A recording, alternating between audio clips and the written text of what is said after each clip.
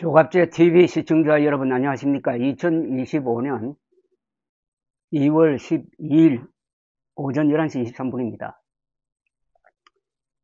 조선일보 인터넷판 기사가 제목이 이렇습니다. 헌재에서 선관위 해킹 가능성 뜨거운 논쟁 공방만 오고 갔다.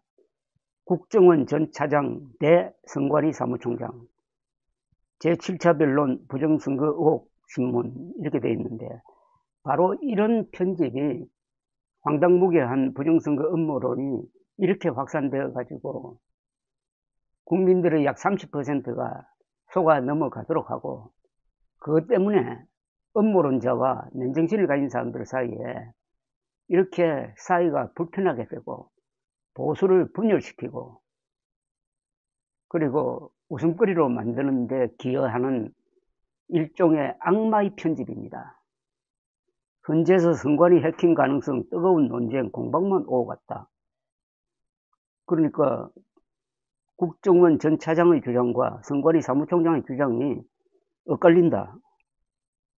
그래서 어떻게 하는 이야기입니까? 누구 말이 맞다는 거 판단이 안 됩니까? 아니, 선관위 사무총장의 말이 맞죠. 선관위 해킹 가능성 없고 해킹 가능성 없다는 것을 증명하는 게 지금까지 한 번도 해킹된 적이 없습니다. 해킹된 적이 없으면 앞으로도 해킹 안 된다고 봐야 되는 거 아닙니까? 과거가 미래를 예측하도록 만드는 근거 아니겠어요? 그리고 부정선거 의혹 신문이라고 했는데 어제 있었던 것은 부정선거 의혹이 아닙니다. 부정선거는 없어요. 없다는 것은 작년 총선에서 이미 2,800만 표를 던진 국민들이 보는 데서 이루어진 개표가 증명을 했습니다. 더 이상의 증명은 필요 없어요. 그런데도 부정선거 의혹이랍니다. 이 말은 해가 서쪽에서 뜬다는 의혹하고 똑같습니다. 1 더하기 1은 2라는 의혹하고 똑같습니다. 대한민국이 국가라는 의혹이라는 말과 똑같습니다. 이걸 조선일보가 이렇게 소개하는 이유는 부정선거 음모론자들이 중심에 있는 윤석열 지지 세력의 눈치를 보는 거죠. 바로 이런 편집이 부정선거 음모론을 확산시키는데 큰 역할을 했습니다. 그런데 어제 헌법재판소 신문에서 진짜 뉴스가 하나 있었습니다. 여기 소개된 국정원 전 차장 선관위 전산 시스템을 점검했던 분이 전체적인 스탠스는 윤석열 대통령 편이었지만은 결정적인 대목에서 윤석열 대통령을 거짓말쟁이로 만들었습니다. 근데 이거는 조선일보에 실리지 않았어요. 한겨레 신문에 실렸습니다. 이게 진영 논리로 지금 짜겨져 있다는 좋은 증거입니다. 진영 논리가 되면은 사실도 무시해버립니다. 자기 진영에 유리한 사실만 보도를 합니다. 불리한 사실은 묵살합니다. 한겨레 신문 보도는 이겁니다. 내란죄 피고인 윤석열 대통령은 그동안 12.3 비상계엄을 선포한 이유에 대해 중앙선거관리위원회의 보안 서버를 점검해 볼 필요가 있었기 때문이라고 주장해 왔다. 부정선거와 관련된 의혹이 잇따르고 있음에도 선관위가 국가정보원 등 외부 점검에 소극적으로 응해 강제적으로 봐야겠다는 것이다. 하지만 선관위 보안 서버 점검에 참여했던 백종욱 전 국정원 3차장은 헌법재판소 탄핵심판 정인으로 나와 선관위가 서버 점검에 불응하지 않았다며 윤 대통령과 정반대 취지의 답변을 내놓았다. 이게 드라이하게 썼지만은 윤석열 대통령이 거짓말을 가지고 계속 국민을 선동해 왔다는 겁니다. 지금까지. 윤석열 대통령의 정보 능력을 잘 보여주는 겁니다. 어제 헌재 대심판정에서 열린 윤 대통령 탄핵심판 7차 변론 기일에는 2023년 10월 선관위 보안 점검에 참여했던 백종욱 전 차장이 증인으로 나왔다. 백 전 차장은 선관위의 부정선거 의혹 실체에 대해 밝히고 비상계엄을 선포할 정도로 심각한 사안임을 입증하기 위해서 윤 대통령 쪽에서 신청한 정인이다. 국회 쪽 대리인은 백 전 차장에게 당시 선관위는 보안 컨설팅 수행을 위해 서버를 포함해 전산 장비 6,400여 개 접근 권한을 국정원에 부여했다면서 국정원이 6,400대 중 310대 약 5%만 선별해서 점검할 수 있었냐고 물었습니다. 이에 백 전 차장은 점검을 많이 하고자 하는 게 저희의 입장이다. 그런데 점검 기간, 인원 제한 요소가 있어서 많이 할 수는 없었다고 답을 했습니다. 이에 대해서 국회 쪽 대리인은 변호사입니다. 다시 선관위가 서버 점검을 310대만 5%만 했다는 게 선관위가 나머지는 못하게 해서 그것만 한 것이냐고 물었어요.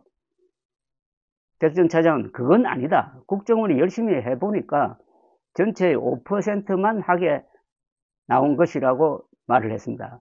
국회 쪽 대리인이 선관위가 점검에 불응하고 일부만 허용했다는 건 아닌가? 라고 물었습니다. 그렇다고 답했습니다. 그러니까 선관위가 윤석열 말처럼 5%만 점검하도록 했고 95%는 감춰두었다는 그 주장에 대해서 백 전 차장은 그런 게 아니다라고 했어요. 선관위 보안 서버 점검을 5%만 실시한 것은 선관위가 불응했기 때문이 아니라 국정원 인력이 부족했기 때문이라는 답이 나온 겁니다. 윤석열 대통령은 지난 4일 헌재변론기일에서 2023년 10월에 국정원으로부터 3차례에 걸쳐서 중앙선관위 전산 시스템에 대해서 자기들이 점검한 걸 보고를 받았는데 정말 많이 부실하고 엉터리였다.